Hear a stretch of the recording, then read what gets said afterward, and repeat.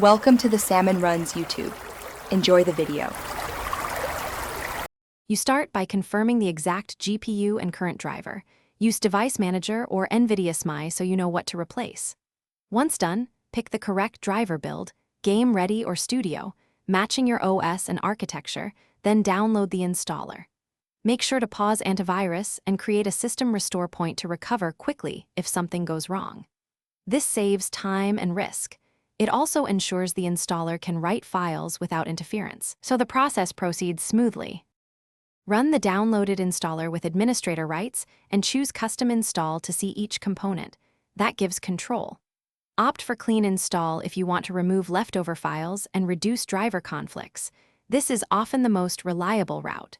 Then install required components only, for example FiZ X or HD audio, and decide whether to include GeForce Experience.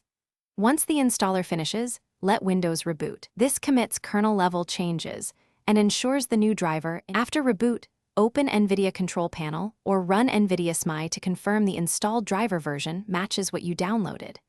If you see crashes, artifacts, or no display, first try rolling back the driver through Device Manager.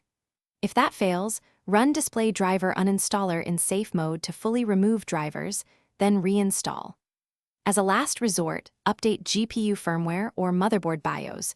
Do this only for persistent hardware-level problems. One key troubleshooting tip: test with a different driver version to isolate whether it's the build or the hardware. Thanks for watching.